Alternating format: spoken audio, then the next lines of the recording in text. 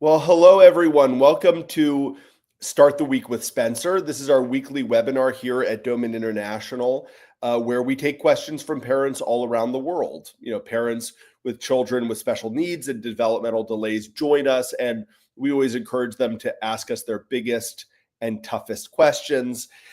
Today, we're going to start off with a special interview. I have Daryl here. Daryl is the mom of Oakley. And so she's kindly agreed to join us and answer questions, both that I have for her, but also questions from you all as well. So if you have a question, you want to ask it to a mom who is currently doing the Doman program, you know, whether you're joining us on YouTube, Facebook, or Instagram, you can go ahead and type your questions into the comments box, and we will get to them in order. And I also see we have Colleen here. Hi, Colleen. Hi, how are you? Hi, Daryl. Hi. Great Yeah, to see so you. Colleen Hudson is our Director of Representatives and is usually the first person at Doman International to talk to new parents. So thanks for joining us, Colleen. And so I will, Daryl, I'll just start to jump into asking you some questions. So Okay. do you mind just talking a little bit about what brought you to the Doman program? You know, what was it in Oakley's history that kind of led you to start looking for answers for him? Sure. So my son, Oakley, was born not suspecting any neurological problems. He was diagnosed with quite a severe brain condition at 2 days old. And it's been a bit of a whirlwind since then. So when we stumbled across the Doman Method, Oakley was just over a year old, and it had been recommended by a friend I met online. And up until that point, we'd tried lots of other therapies with him and trying to explore in what's out there and how we can help him develop, as his development is significantly impacted by his condition. So we began reading the books and we did the course and we loved it so much. And then we came and for our first live appointment, which was last April. And what were the first areas of development that you noticed were impacted for him? His vision was a big one. He was never able to make that direct eye contact that everyone talks about when you have a baby. And I would watch friends' children who were developing at the same time. And I actually remember being sat on my friend's living room floor with Oakley and her child. And I held this toy up for him to show him it. And he went, and he just fixated his eyes on this toy. And I was like, wow, that's what it looks like. And that's when it really hit me that actually the vision problems that we suspected with Oakley were far more significant than I even realized. And even today, I mean, we work really hard with the Doman Method, and Oakley's making progression and making improvements, but his mobility is significantly impacted. So he'll be 3 in a few months, and he's not able to sit independently or crawl yet. Yeah, and I'll pull up. I think this is a photo of Oakley when. Can you see my screen, Daryl? Yeah, I can see it. Okay. Yeah. So there's a photo of baby Oakley, and I think we've got another one here. Maybe a little lower down, just to show people. We post a lot. Yeah. I'm showing some different photos, and I'll show some videos also of Oakley doing the program. So here's another photo. How old would you say Oakley is in this photo, Daryl? Just a few months, I think. Yeah, just a few months. Yeah, he hasn't got his NG tube there, so he would have been probably 2-3 months. Got it. And so when did you start the Doman program? How old was Oakley? So when we came for our first visit, it was April last year. So he would have been around 20 months. Got it. Yeah. But we started incorporating some of the techniques from the book before then. So things like the black and white checkerboard. We started building our incline floor. And a few other things. And sorry, I wanted to. Had you done other therapies and treatments before the Doman Method? Yeah, we had. So when I was working it out the other day, I was quite surprised by how much would fit into quite a small space of time. I think when you're living in it, you don't realize how crazy it is. You're too busy trying to do the next thing. But Oakley had been taken part in quite a few intensives, like intense therapy blocks with a variety of companies, all fantastic. However, I think the key thing that we found that was challenging, especially for my son, is that he's very unpredictable. He has seizures, he has quite complex epilepsy. And I think that type of therapy isn't suitable for him right now. I think despite seeing some progression within the work that we did, it wasn't fully rounded, it wasn't holistic enough, it didn't cover every aspect of his well-being. And when he was poorly with seizures, we wouldn't be able to go. And that's really difficult. So yeah, we also have taken part in a therapy called Vital Stim, and that's really helped Oakley develop his ability to swallow again, rehabilitate that. We've done a bunch of stuff, homeopathy, osteopathy, I can't even think now, light therapy, sound therapy. Yeah, lots of things. Okay, so when you came to Doman International for the first time last April to Italy, what were the first things you started with Oakley afterwards? I think we actually started with quite a lot, I must admit. I think I was told at the meet that we had quite a lot. I think we came across as the sort of family that they're just going to do it anyway, so you were just going to give it to us. Yeah, that sounds about right. Yeah. So we had different things from different sections of the method. So we were doing really lots of tummy time. You cannot underestimate the power of tummy time. You're not just lying him in the floor, you're giving him opportunity to move. So we did that. We were doing his incline floor. We were doing light reflex with the torch, stimulating the light reflex in the eyes, black and white checkerboard. We were doing Gnostic tactile, where you apply textures, rubbing on the body everywhere to help with body awareness and sensation. We even did some of the vital stimulations for hearing and tactility, the nutrition program, lots and lots of things. Yeah, and since you mentioned the incline floor, I'm just going to pull up a video that that you created of Oakley on the incline floor. It shows him progression.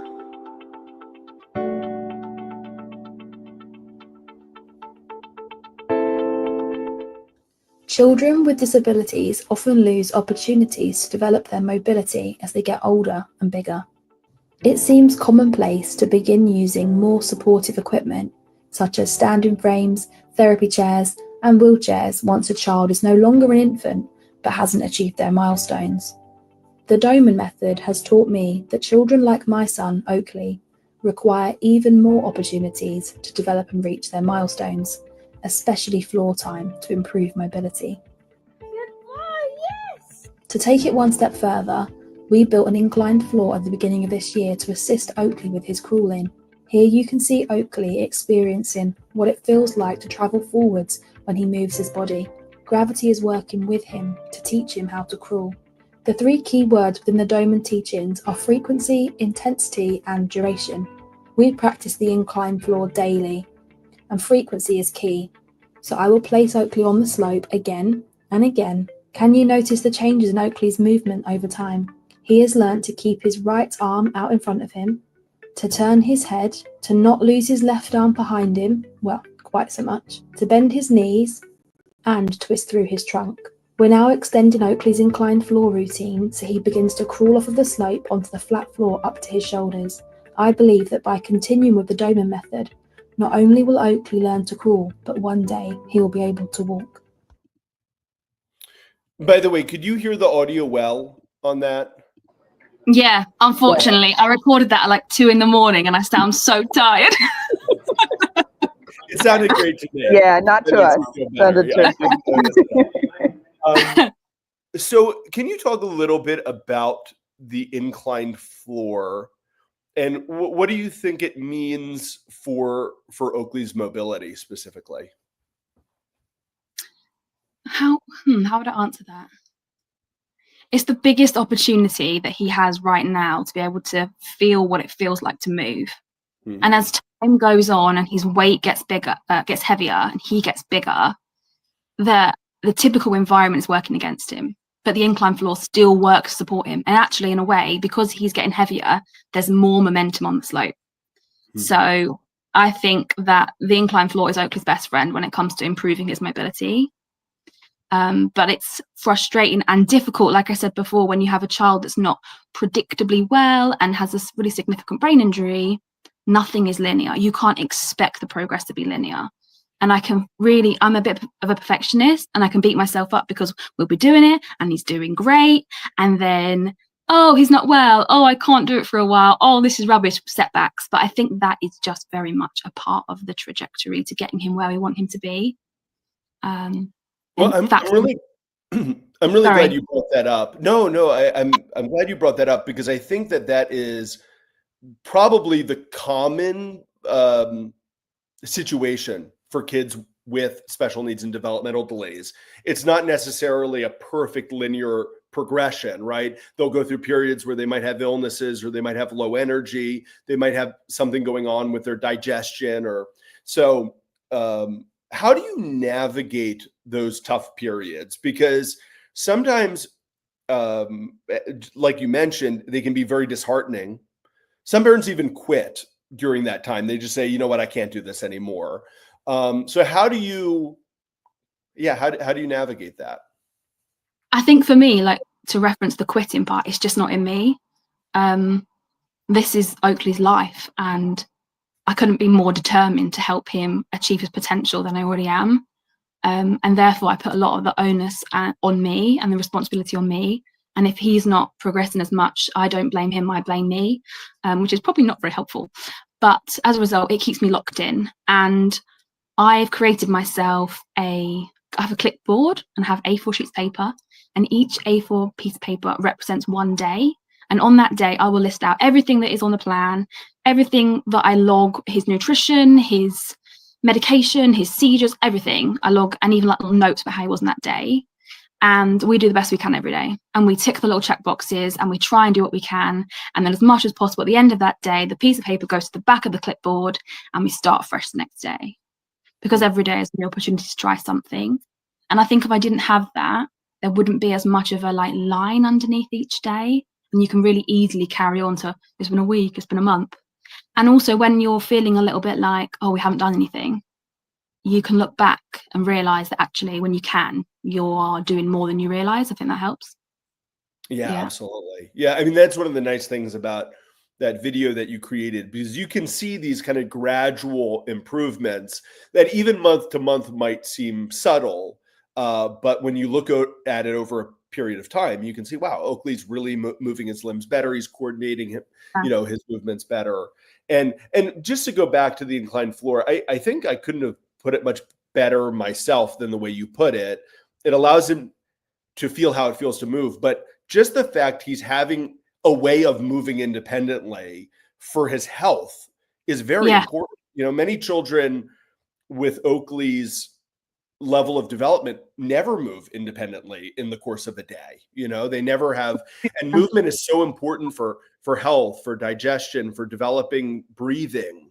And even preventing things like scoliosis, because he's on his front and he's being pinned flat. I think even if you wasn't to achieve the goal of independent mobility at the end, which I believe we will, can't say when, but I think we will. But even if we weren't, there are numerous other reasons why it benefits him, just being in that position and in that movement pattern. Yeah. And by the way, for anyone who's joining us, if you'd like to ask Daryl a question, if you'd like to ask a mom who's currently doing the Doman program a question, go ahead, throw it in the comments box, and we will take our best shot at answering it. Okay, Daryl, what were some of the first changes that you noticed? Just if we talk about Oakley generally, so you start last April with the program. What are some things you notice change with him? There was a day in June, which I remember really clearly. I think it was the 10th of June. It was actually the day my dog died, which is really quite tragic. But on the same day, we have this video clip of Oakley sitting in his little chair, and he just looked around. And it's great because I happened to be videoing him at the time, but his eyes were wide, and he was really just looking around, and he looked at my mum, and everyone in the room was like this, like, what is happening? And from then on, we've seen a steady improvement in his vision. Of course, on the days that he's unwell, it's going to be harder for him to be able to manage that too. But when he comes out of that, I'm not feeling very well for a while, his head's up more, he looks around more. And since then, I think since he's been able to understand and experience his environment, he's able to show more what he likes. So like we took him to the farm yesterday, and we helped him feed a sheep. And I was like, really carefully turn his hand over and try and keep it still and have the food in it and everything. And he loved it. And he was smiling and he got really excited and started like kicking his body and stuff. And he wasn't able to do that. He wasn't able to show that he liked things. And that's huge. Yeah. Huge. Absolutely. Okay. So if you're seeing that real progress, picking up his head, looking around in June, you came in April. So it was basically 2 months later. Is that right? That you started to see like a lot of visual progress. What visual activities were you doing at that point to stimulate his vision? So we were doing the light reflex, and we were also doing the black and white pictures and having the black and white checkerboard around him when he was in tummy time or anywhere really. I made these sheets of like poster board with black and white grid, so they're portable, and wherever he is somewhere, they just go with us. Great. All right, let me see. I think I've got a video that you made when you returned to Italy last fall for your second appointment.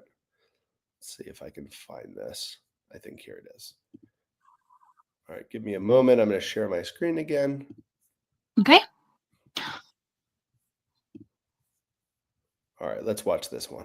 Come with us to Italy for our second visit with Doman International. I was excited and nervous to return to see just how much progress our son Oakley had made since our first visit earlier this year. We met with the team to carry out a re-evaluation and discuss revisions to his home therapy program. I'm just pausing it here to point out that Daryl mentioned before showing black and white images as a part of the visual stimulation program, so you can see Oakley's looking at them here. Oakley was initially evaluated in April at 21 months old with a neurological age of just 3.5 months due to a severe congenital brain condition. Daryl also mentioned the light reflex stimulation. Here you can see me evaluating Oakley's light reflex. Following that first visit, we were provided with a home therapy plan to follow to further Oakley's development, and now we were back to see just how far he'd come. So this is the developmental profile. A quick review from last time, right? Oakley's new neurological age is 7.4 months. This means his rate of growth is 4 times faster now than it was before we started the program earlier this year. What I love most about the Doman Method is that it's a holistic program and every aspect of his development and well-being is taken into consideration, including areas such as nutrition, supplementation, respiration, mobility, vision, hearing, tactility, and many others.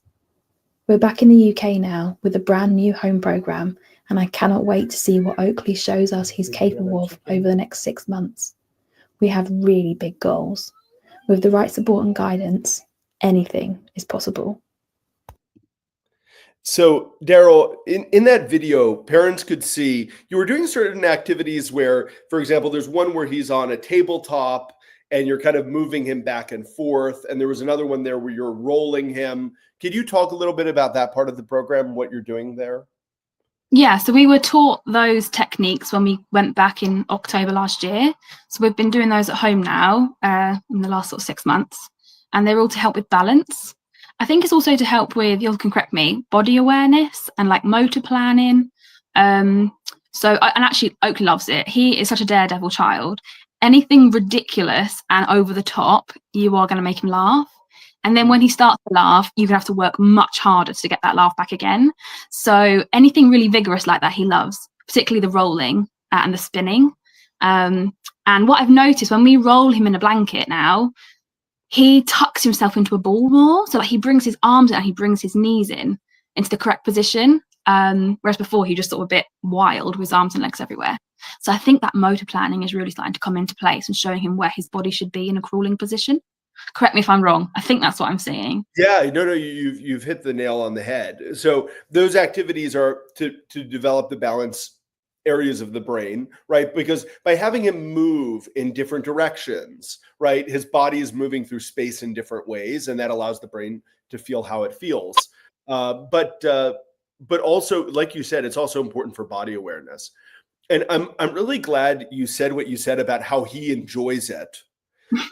Because when we posted, this wasn't a video of Oakley, we posted another child recently who was going through these balance activities, and someone commented on social media. You always get one of these comments like, what are they doing to that child? That looks terrible. Now, of course, in the video, you can see the child is smiling and enjoying himself, but that doesn't matter to the person who commented.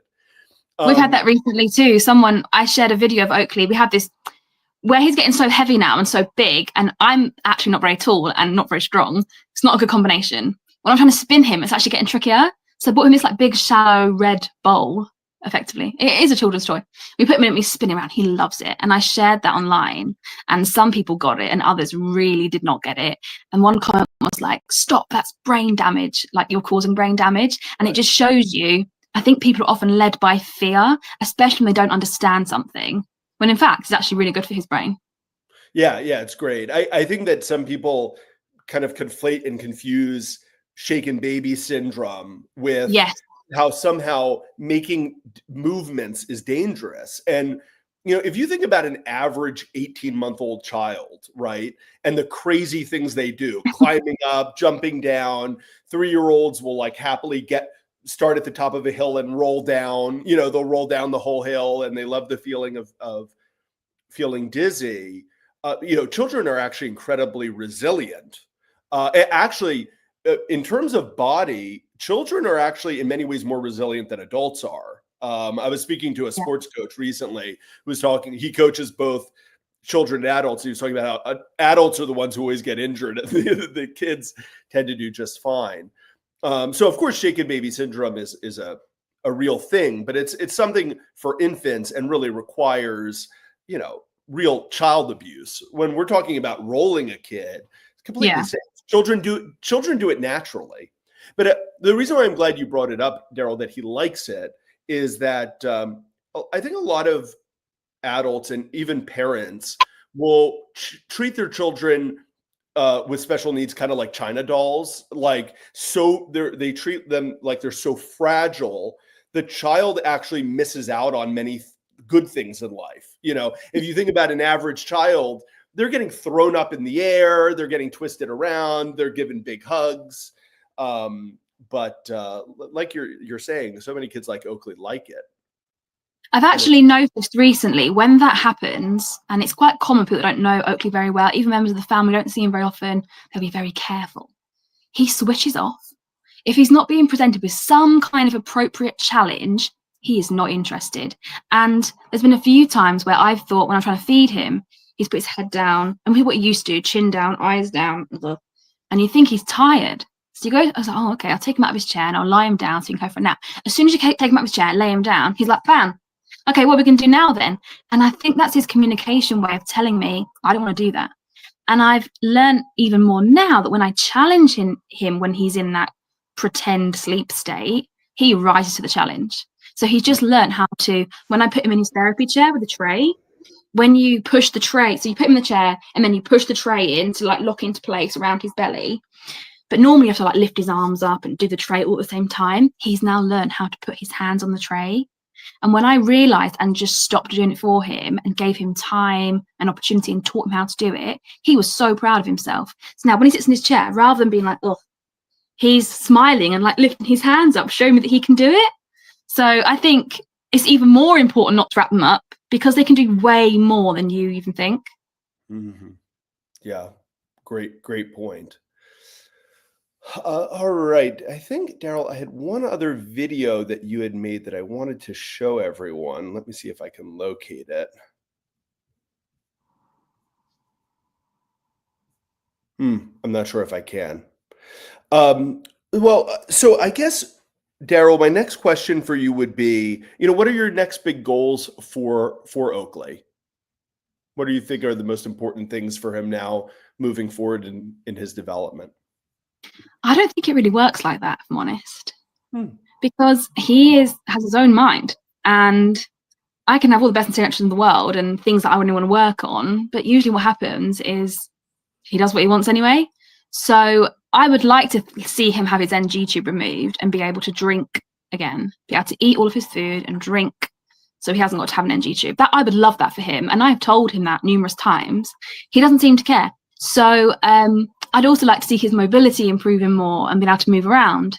But right now he really likes to play his keyboard. So I think possibly for him, what he's more interested in is manual competence, being able to use his hands in a more functional way to play with things. I think he's quite happy with me carrying him around and feeding him through his tube right now. And he wants to be able to do things himself to do with play. So I would just say, let's see what happens. Let's see where he is guided. And I think that's very much in line with Montessori teachings and child-led, which is something that I've always been a big fan of. So probably not the answer to your question you wanted. No, that's a beautiful answer. Actually, as you were answering it, it reminded me of something my grandfather Glenn used to say, where sometimes children that grew up on the Doman Method, when they would demonstrate their abilities to adults, I'm talking about like 2-year-olds reading, doing incredible things, math, he would be accused of kind of using children as performing monkeys, that people would say, oh, you're just, you've made little robots. And right. And he used to say, listen, you cannot bribe or blackmail a 2-year-old into doing anything they don't want to do.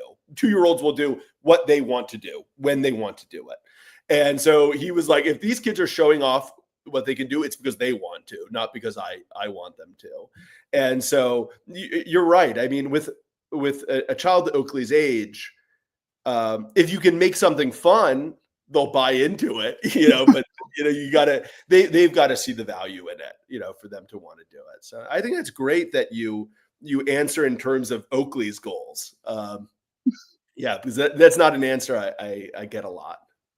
When we fed the sheep yesterday, and he's like more pronounced, what's it called? Supination. No, pronation. He pronates too much. You should supinate, right? When you turn your hand over like this. Mm. And as I was helping him do it, and I said, well, we're going to have to work on turning our arm over, aren't we? We're going to need to get better with doing this, because that will allow him to feed animals more, and he liked feeding the animals. And I think that's more likely to make him want to do these things in the first place. Yeah, absolutely. Yeah, it makes sense. Colleen, any questions that you have for Daryl? I'm just delighted. I'm so happy. I love seeing the updates. Oakley's doing so well, and yeah, your family's just beautiful. And we're really privileged to work with you all. Thank you. Thank you. Daryl, do you mind just telling people if they want to follow what Oakley's doing online and what you're doing, where can they find you? Yeah, sure. So we are on Instagram, Facebook, and TikTok at the moment, and the handle's the same. It's Acorn Updates, and that all comes from the idea that when Oakley was born, he was born much smaller than we had imagined, and with his name being Oakley, representative of the tree, he became a little acorn. So it's all updates to our little acorn. We've got some fundraisers coming up soon, and things that people can get involved with. We post quite often across the 3 different channels. Yeah, and this probably won't be so meaningful for a lot of people out there, but when I first started communicating with Daryl online, and I saw that his name was Oakley, and your kind of motto was from little acorns, my grandfather Glenn was, when he fought in the Second World War, he served in a division called the Golden Acorn Division. And their, motto was, from little acorns grow strong oaks, or whatever the saying is. Yeah. And he used that phrase throughout his life. I think he also saw the connection between that and with the children that he worked with. But I was just reading some of his memoirs last night when he wrote about his war experience. And he said at a certain point, he kind of looked at the men around him who, this is during the Second World War. He was leading them in an infantry company. And he said, these were guys who sometimes just months ago graduated from high school. And he kind of looked at them and said, wow, they're strong oaks. Like, these guys can survive anything. As soon as I saw your name, I was like, okay, this is meant to be. Yeah, we've had loads of weird things like that for Oakley's life. I mean, even your logo for Doman International is a tree. Yeah, actually, it's up in the right corner of the screen right now. Yeah. Everywhere we go, there seems to be some bizarre, just special link. It's really nice. Yeah. It's like breadcrumbs on our way. Yeah. Okay. He's a really cool kid. We can't wait to see what he does next. Yeah. You're coming back in May to our clinic in Italy. Yeah, I'm excited. I'm excited. I would say we probably haven't had the 6 months that I wanted. Again, doesn't that come down to just the uncontrollables? But I think I felt the same way last time. I'm this classic overachiever, perfectionist kind of mum, trying to tone that down for the sake of my son. But I was really positively surprised by the changes that were recorded within the meeting last time. So I'm kind of excitedly nervous that we'll be seeing the same kind of thing, even though I'm very much come from a place of I'd like to do more and I want it to be better at the same time. Yeah. That's great. So, actually, Daryl, I know you've got some questions that you brought for me. But before we jump into that, could you just talk about the experience of coming to Italy? Like, for parents who don't know anything about coming to Doman International, could you talk about what that experience is like? In any particular way, any particular aspect of it? What it's like what is the experience like to, what are the kinds of meetings you have? What do you feel the gain or the product of coming is? Okay.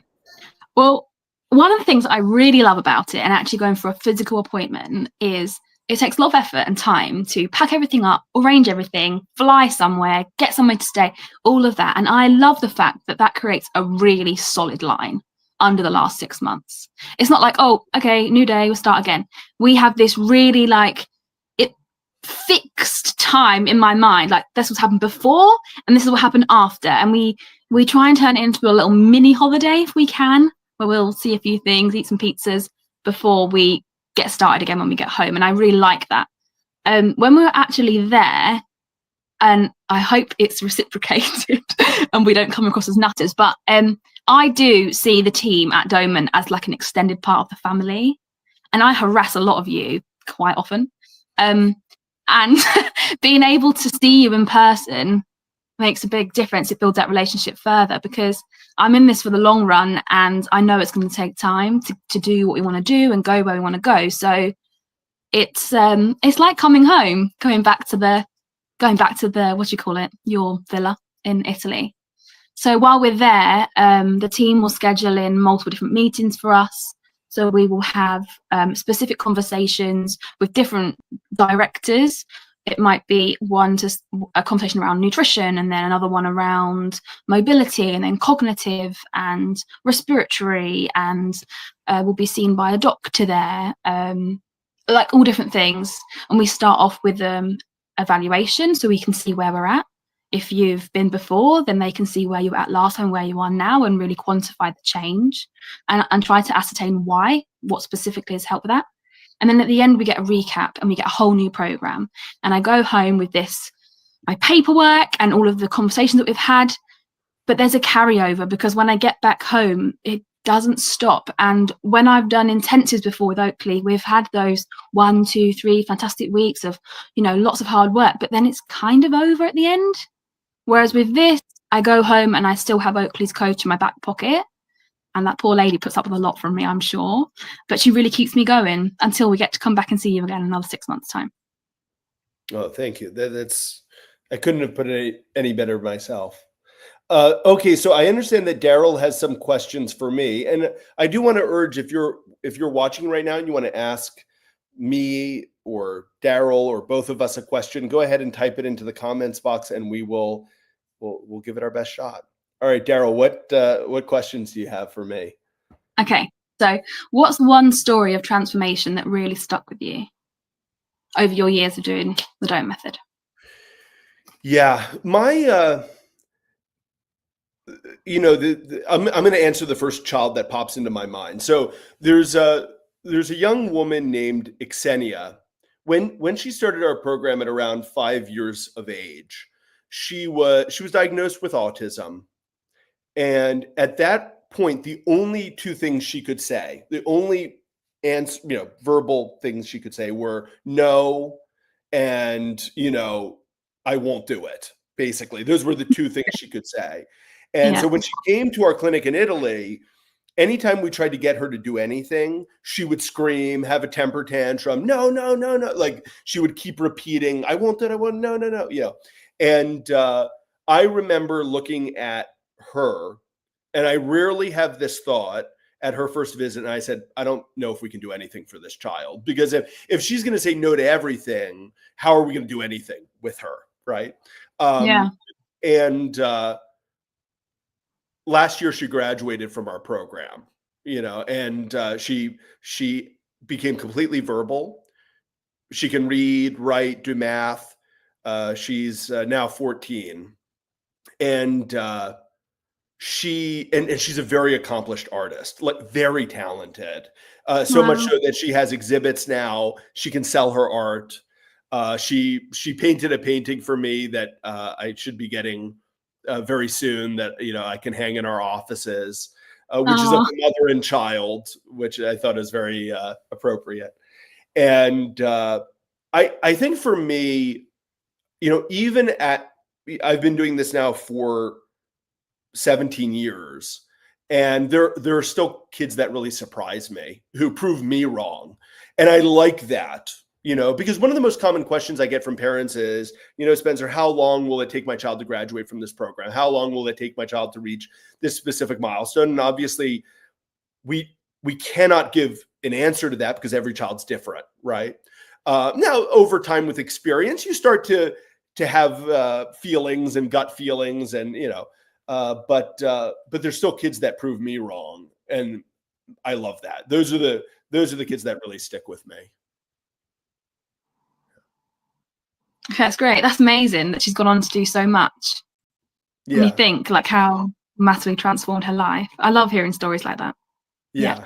Okay. So my next question, if you could install one superpower in every special needs parent, what would it be? Yeah, this is, I don't know if I'll give you an exact answer. It's because it's kind of a combination of two things, but it's kind of a proactive patience. Okay. Proactive in the sense that, okay, we'll take on whatever we need to take on for our child, but also patience with the understanding of it may not happen as quickly as you want it to. Patience has been one of, and you pointed this out in your comments, has been one of the most important attributes of parents who are successful on our program. And it's very difficult to be patient when you're a parent of a child who is struggling. You know, it's very easy. I can understand completely why, you know, someone might say, I'll try this. Okay, it hasn't worked for a couple of weeks, I'm just going to give up. I get it. But the parents, I think, who kind of, they find what resonates with them, they find what makes sense to them in terms of a treatment for their kid, and then they stick with it. I think that's so important. And a lot of that patience isn't just sticking with something. It's about navigating those tough times and knowing, okay, there might even be sometimes things outside of my control, and I just need to be able to withstand it right now. And, you know, get through this tough period, kind of get, you know, I need to find the silver lining in the clouds. That's really, really important. I suppose it's holding on until you can keep going again. Yeah. Too many people let go. Yeah, exactly. Yeah. And because there are going to be highs and lows. And sometimes those highs and lows don't even come in moments where parents expect it to. You know, I mean, when this has happened several times with the program, where we've had mothers who graduate their kids, the child graduates from the program, and then mom falls into a depression because, like, and you would never think, you think, oh, if your child graduates from the program and your child is going to school with peers, like life is going to be perfect. But sometimes mom has kind of like an existential crisis of kind of like, what's my purpose now? You know, my child. Well, I guess you've been going and going for so long. Now it's Yeah. And it's they now they don't know what to do with themselves, you know. And so, and I use that as an example just to say you just don't know, you know, when those good and tough times are going to come. And so understanding, okay, this is a a rough patch, but it's going to pass, I think is so important. Yeah. Okay, makes sense. And my last question, so more specifically about Oakley. When you met Oakley, what potential did you see in him, and how can the Doman Method help bring that out? Well, when I first saw Oakley, when he began the program, he was, and you can correct me if I'm wrong, but functionally blind, like he wasn't really seeing detail in the world around him. And when I say detail, I mean recognizing maybe faces or facial expressions, or really just visually interacting with the world around him. But my first thought is we can get him seeing. Because for us, helping children with functional blindness begin to see, even though it does require consistent hard work on the part of parents, it is one of the most consistent results that we can achieve. Yeah, it's like in the 90%, isn't it? On your it's over 90%, of children. And those are children not only that go from functional blindness to seeing, but also to get that victory, a child has to be able to differentiate pictures, right? So if you show them, I don't know, a horse and a dog, or something familiar, they need to be able to show you which is which. So it's not necessarily an easy thing to achieve it. It's actually quite tough. So that was my first thought. And then my second feeling, and this is pretty general to almost all the kids that I see, and it kind of reminds me of what you said about, I might have my goals, but they also have their goals, is just trying to, I really do view kids for their innate potential. And I know that's much greater than where they are in their present moment, So I saw Oakley, okay, this is a child with visual problems who isn't really speaking yet, who isn't mobile, but I know that his potential is much greater than where he is right now. And so it's just about giving opportunities. We've got to give him maximum opportunities so that he can, reach whatever his highest potential is. And that the highest potential thing, and this is what excites me about our work, I don't know exactly what it is. Like I said, I get proven wrong all the time.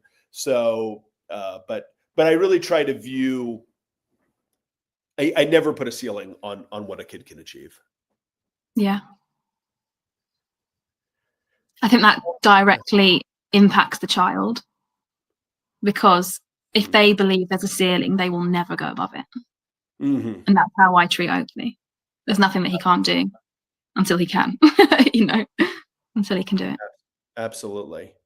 So we've got a question here, Daryl. If you don't mind, we'll go to some questions from the audience. Sandra's asking, she's saying, first of all, congrats, you're an extraordinary mom. I agree. So she says, my question is, are you in a parent support group? How do you deal with all the feelings of anxiousness, stress, and being tired? Good question. It's a good question. Yes, I am in the Doman Mom support group. I live in the UK, so I'm in the UK group. I also have friends within the special needs parenting community, some that take part in the Doman methods, most that don't. I think that gives you a good sounding board or a place to vent. But I actually find that writing is quite cathartic for me. And I think since I started my social media channels, it's helped me to connect with other people to talk to. But actually, I think just in sharing my story and how it's going has helped me find another outlet for that.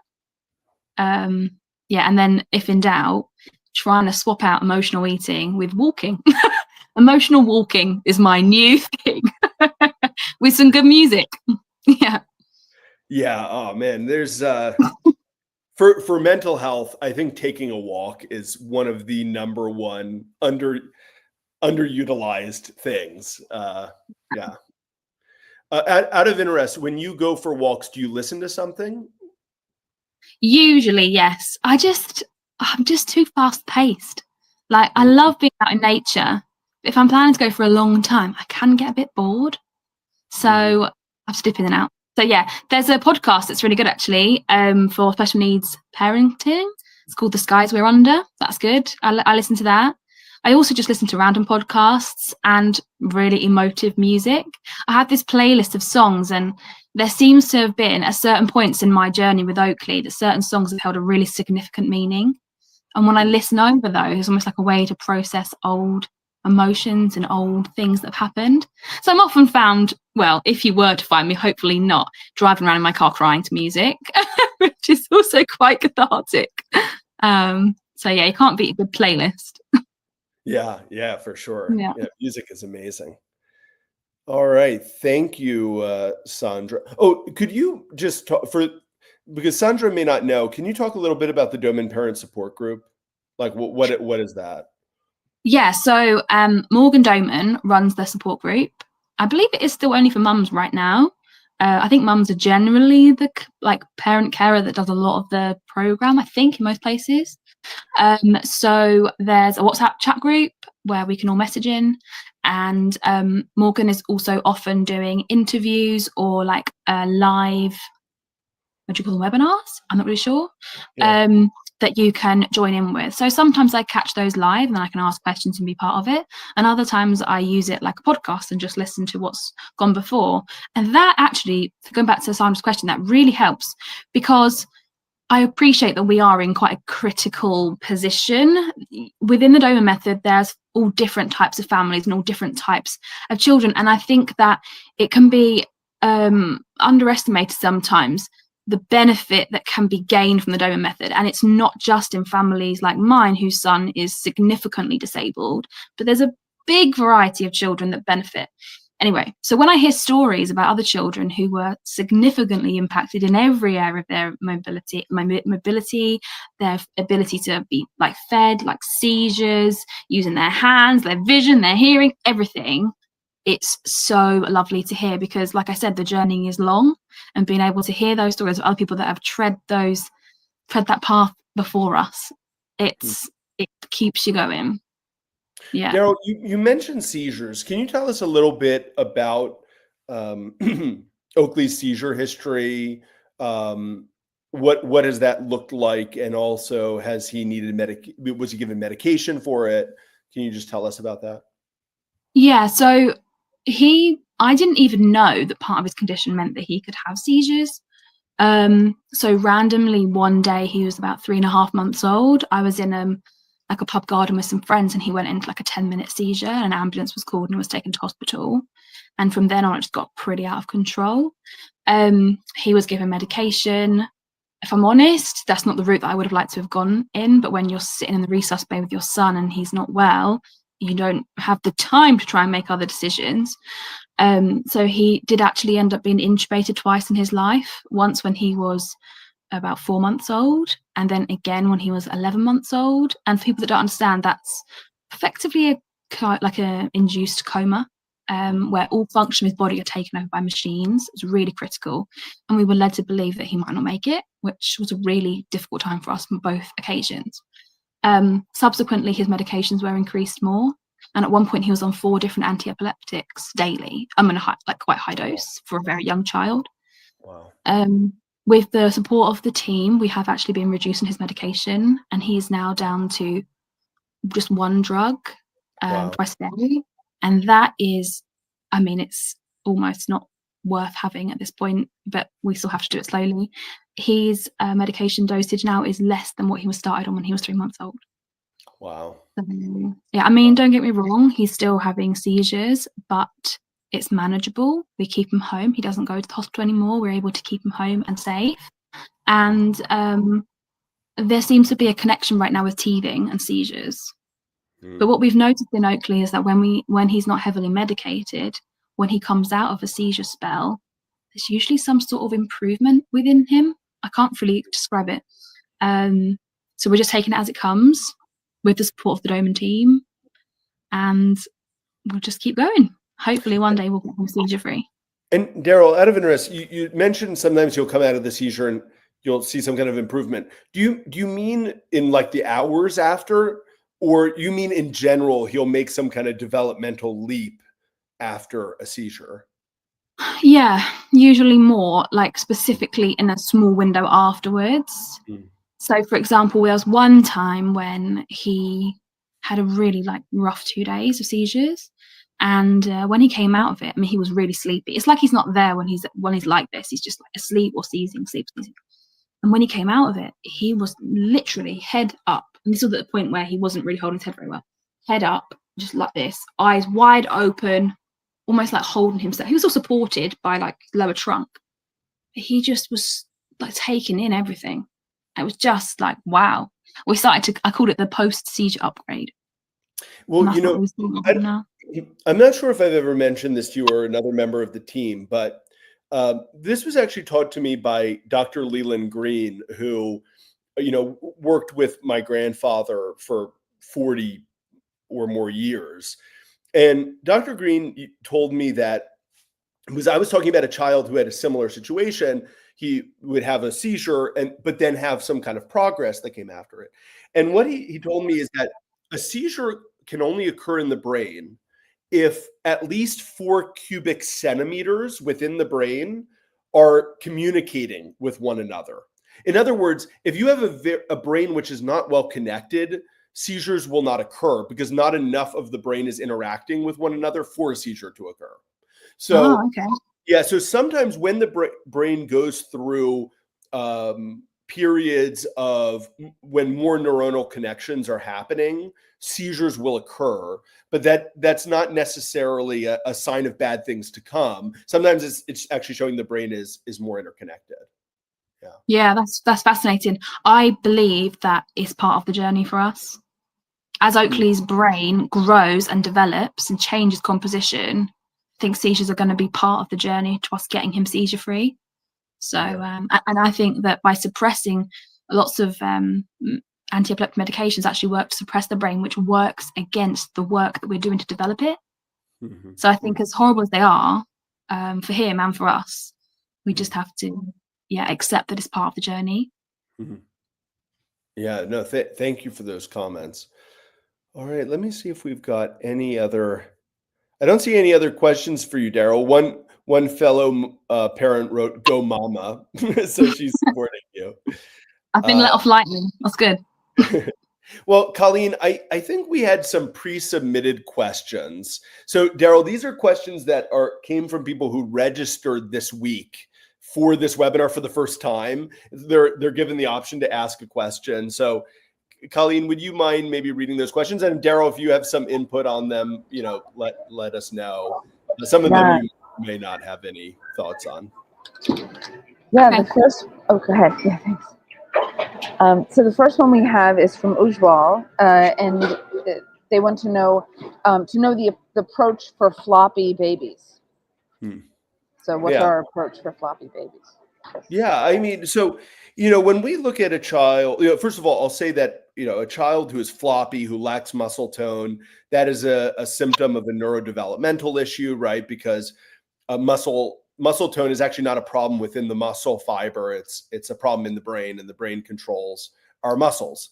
So what we would do with a child like that is we would do different mobility programs, some of which you saw happening with Oakley, things like the inclined floor to get the child moving on their own. We have a program called patterning, which is focused on teaching the brain how it feels to move. And then we also have certain, I think in one of the videos I showed earlier of Oakley, you could see a kind of deep, what might look like a deep tissue massage, but is something called intensive tactile integration. It's a deep kind of stimulation to activate and improve the muscle-brain connection. Because very often those brains are not activated enough in the brain. And by providing deep tactile stimulation, we can improve the brain-muscle connection and help activate them and make them more useful. I definitely recommend for this parent to read the book, The Doman Method from Special Needs to Wellness, for sure. And reach out to us. Go to our website, domaninternational.org, and fill out the contact form. Colleen will get in touch with you. Exactly right. Thank you. From Anna, she's wondering, what are the principles of your nutrition program to support in developmental and cognitive growth? Yeah. So We the need to do a whole principles of thing on that. yeah. That's probably an hour-long conversation, but I'll keep it short. So what we will do with children when they come to our program, when they visit our clinic, most children get some kind of elimination diet where we will remove certain foods that are common intolerances for the children.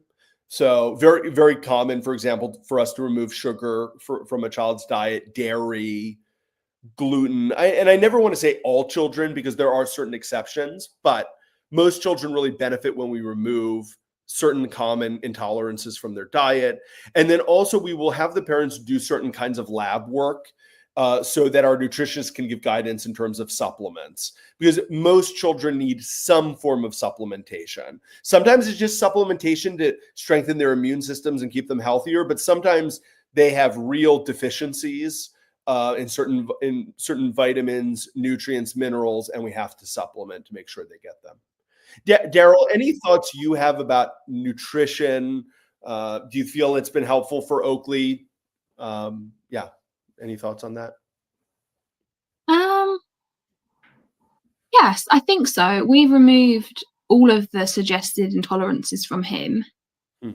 And I think we've seen improvement. It's kind of hard to say right now because, as I said, we are going through a bit of a difficult patch with him. So it's kind of hard to separate things out. And I think you don't necessarily understand exactly what's causing what in the moment. Right. But we've definitely improved his immunity with the immunity boost supplements that we were suggested to give. But we are still very much in this riding it out stage. So maybe come back in 6 months and ask me again. Yeah, and like you said, teething is tough. Teething is a tough period to navigate. All right, Colleen, what's next? So Alina asks, my child is 7 years old and has cerebral palsy and drug-resistant epilepsy. I just heard about you and the Doman Method, but I would like to know if you think it's too late to do anything with the Doman Method. Yeah, definitely not too late. The average age of children starting on our program is 6 to 8 years of age. So 7 is average for us. That's what we're used to. And then in terms of cerebral palsy and drug-resistant epilepsy, I mean, those are two very common diagnoses that we see. It's interesting that, the diagnosis of drug-resistant epilepsy, this is a side comment. I don't know when doctors decide that something is drug resistant, because so often children are put on now 4 or 5 different anticonvulsant medications with the hopes that they will stop the seizures. And very often they do not. So out of interest, Daryl, by the way, I do want to say with Oakley, any medication reduction he's had has always under the supervision and guidance of a physician. Like, that's not something Daryl's doing on her own. It's with the help of a physician. Daryl, has Oakley had increased seizures since you've gone from the 4 medications to the 1? No, in fact, he was having really, really good windows of not much at all. So we started off this year and he was actually seizure free for a good chunk of it. And then he might have like a couple really bad days a month, which was, really good considering. But again, like the teething nonsense situation has made things a little bit trickier lately.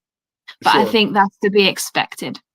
And actually, had we not have done what we've done working with the Doman Method, he would probably still be on that medication, possibly even more. If I'm honest, I wouldn't expect it to reduce the seizures anyway, but then we wouldn't see the improvements in his vision, his ability with his hands, his ability to show us his expression, so I think, absolutely keep right. going. So, keep going. Yeah. So Alina, you're in the right place. And again, I'd recommend the same book, The Doman Method from Special Needs to Wellness, that I recommended. I think also for a parent, for both of these 2 parents who asked, my father, Douglas, also wrote a book called From Immobility to Walking that I think you'd find interesting. It's all about the motor programs. And Alina, reach out. If you haven't talked to Colleen yet, please arrange that. Yeah, definitely. I'm looking forward to speaking with you because there's a lot we can do to help. Yeah. Was that the last question, Colleen? Well, we had one more from Ashley. She's coming for an appointment, actually. Oh, but okay. this is a nice question for other parents to hear the answer. My child was designated high risk for developing cerebral palsy by age 2. She is 7 months now. Traditional medicine could, or not traditional, rather conventional medicine. Sorry, she said Western, but I changed it. Conventional medicine could only advise us to do PT. Is cerebral palsy something that you can do enough physical exercises to overcome? So the short answer is yes. There are many physical exercises, many of which we've talked about today, that can help a child with cerebral palsy become independent in movement, become mobile. And I'll also say that, this is the kind of there sometimes in the questions from the parents, I can see the influence of professionals. So in this question, this mother was told by 2 years of age, it might develop into cerebral palsy.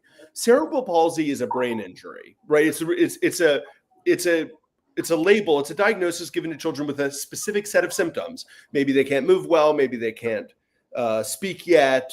They might have spasticity, muscle control issues. Okay.